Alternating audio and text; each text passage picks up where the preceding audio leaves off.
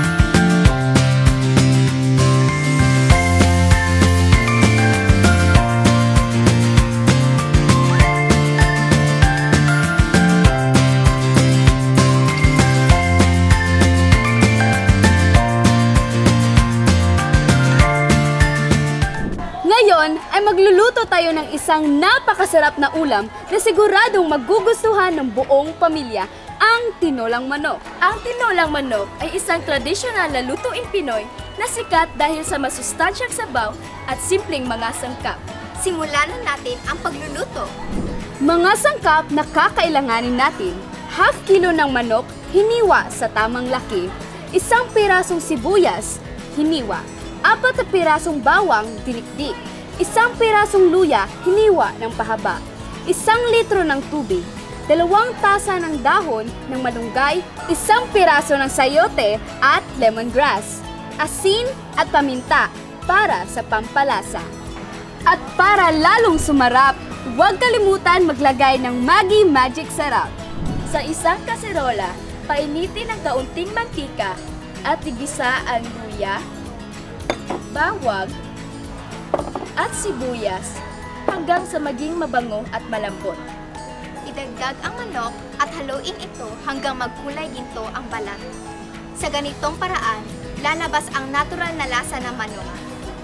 Pagkatapos ay lagyan ng tubig ang kaserola, takpan at hayaang kumulo ito sa loob ng 20 hanggang 30 minuto o hanggang lumambot ang manok. Kapag malapit nang lumambot ang manok, ilagay ang hiniwang sayote.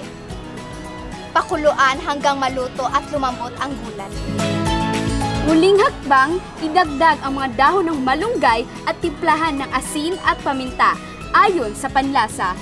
Para mas sumarap, lagyan natin ng Maggi Magic Sarap. Haluin ng marahan at hayaang kumulo ng 1 minuto para maluto ang dahon.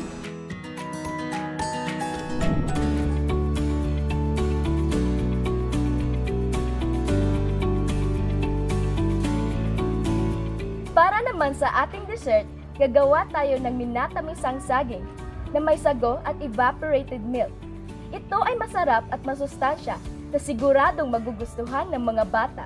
Narito ang mga sangkap. 5 hanggang 6 ng piraso ng saging na saba. Hiniwa.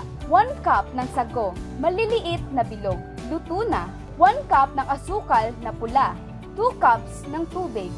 1 lata ng evaporated milk. Paghahanda ng syrup sa isang kaserola, pakuluan ang tubig at asukal na pula sa medium heat. Haluin mabuti hanggang matunaw ang asukal at maging malapot ang mixture.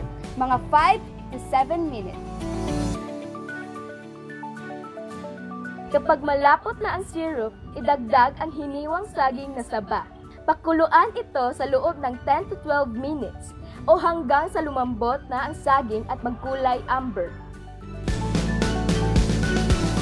Idagdag ang luto na sago sa kaserola at haluin ng marahan. Pakuluan ng 2 hanggang 3 minuto para masipsip ng sago ang tamis ng syrup. Idagdag ang evaporated milk.